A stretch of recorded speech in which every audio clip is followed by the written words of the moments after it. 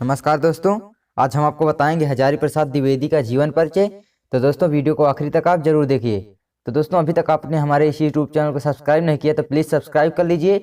Notification bell नहीं दबाया तो दबा दीजिए और अपने दोस्तों के पास भी शेयर कर दीजिए। तो चलिए दोस्तों हम आपको बताते हैं। तो देखिए दोस्तों, मैंने यहाँ पर कक्षा 12 की पूरी वीडियो बना दी है जीवन परिचय के। अभी नहीं देखे हैं तो डिस्क्रिप्शन में लिंक मिल जाएगी, आप देख लेना। हिंदी की है और उसमें सभी वासुदेव शरण अग्रवाल का साहित्यिक परिचय, जीवन परिचय सब कुछ वहाँ पर है, तो देख लेना। तो चलिए दोस्तों हम बताते हैं। तो देखिए यहाँ पर क्या है, आचार्य हजारी प्रसाद द्विवेदी का देखिए यहाँ पर जीवन परिचय है। यहाँ पर आप ऐसे ही लिखेंगे, पूरा आप ऐसे ही लिख देंगे तो अच्छे अंक आपके प्राप्त होंगे। तो देखिए क्या है यहाँ पर, हजारी प्रसाद देखिए जीवन परिचय आप ऐसे लिखेंगे यहाँ पर, फिर ऐसी इसी प्रकार आप लिख देंगे। आचार्य हजारी प्रसाद द्विवेदी का जन्म बलिया जिले के दुबे का छपरा नामक गांव में एक ब्राह्मण परिवार में सन 1907 ईस्वी को हुआ था। या आप कह सकते हैं आचार्य हजारी प्रसाद द्विवेदी का जन्म सन 1907 ईस्वी में बलिया जिले के दुबे का छपरा नामक ग्राम में एक ब्राह्मण परिवार में हुआ था।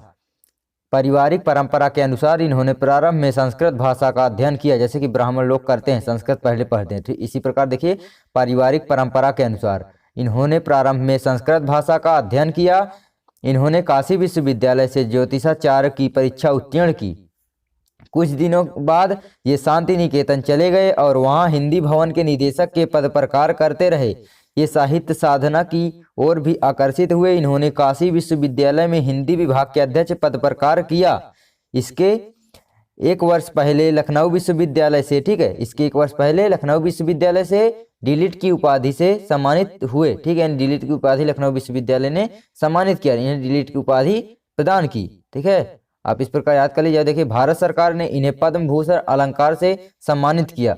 कुछ दिनों तक इन्होंने चंडीगढ़ विश्वविद्यालय में हिंदी विभाग के अध्यक्ष पद पर कार्य किया। इन्होंने भारत सरकार की हिंदी संबंधी विविध योजनाओं का उत्तरदायित्व भी संभाला। तो दोस्तों यहाँ पर इनकी कुछ प्रमुख रचनाएं हैं, तो आप इनको जरूर देख लीजिए। तो देखिए यहाँ पर प्रमुख रचनाएं कौन कौन सी हैं।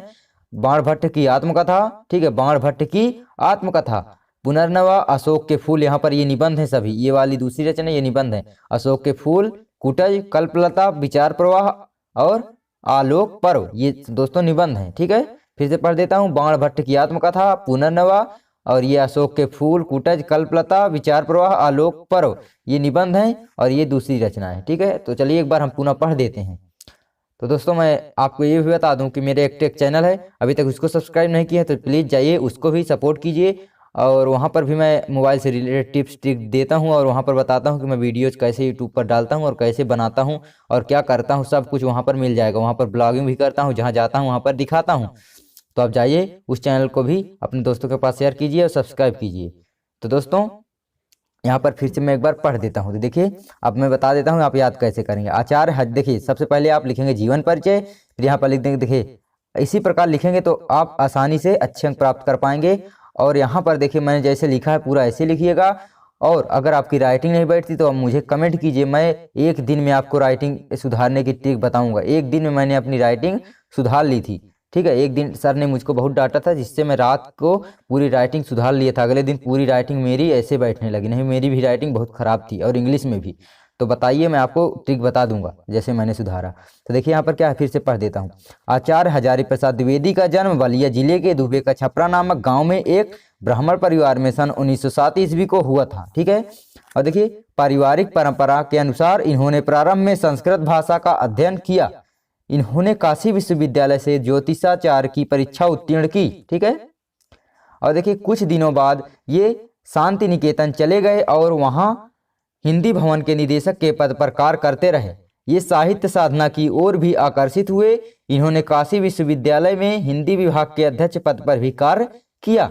इसके एक वर्ष बाद, यानी यहाँ पर जब कार्य किया इसके एक वर्ष बाद, या एक वर्ष बाद नहीं दोस्तों, यहाँ पर एक वर्ष पहले लखनऊ विश्वविद्यालय से डीलिट की उपाधि से सम्मानित हुए थे। ठीक है, इसके एक वर्ष पहले, तो इसको आप ऊपर कर सकते हैं, मेरे तो लिखने में गलती हो गई थी, तो आप कर सकते हैं। ठीक है, तो देखिए डीलिट की उपाधि जब इनको प्रदान हो गई, अब क्या हो, भारत सरकार ने इन्हें पद्म भूषण अलंकार से भी सम्मानित किया। कुछ दिनों तक इन्होंने चंडीगढ़ विश्वविद्यालय में हिंदी विभाग के अध्यक्ष पद पर कार्य किया। इन्होंने भारत सरकार की हिंदी संबंधी विविध योजनाओं का उत्तरदायित्व भी संभाला। तो दोस्तों इस प्रकार आप इसको तैयार कर सकते हैं, इनकी प्रमुख रचनाएं आप इनको तैयार कर लीजिए। बाणभट्ट की आत्मकथा, पुनर्नवा, अशोक के फूल, कुटज, कल्पलता, विचार प्रवाह, आलोक पर हो। बस दोस्तों तो इतना है, तो मिलते हैं अगली वीडियो में, तब तक के लिए जय हिंद, वंदे मातरम। 7 बजे हम डेली लाइव आते हैं, तो आप शाम 7 बजे लाइव आने के लिए तैयार रहें।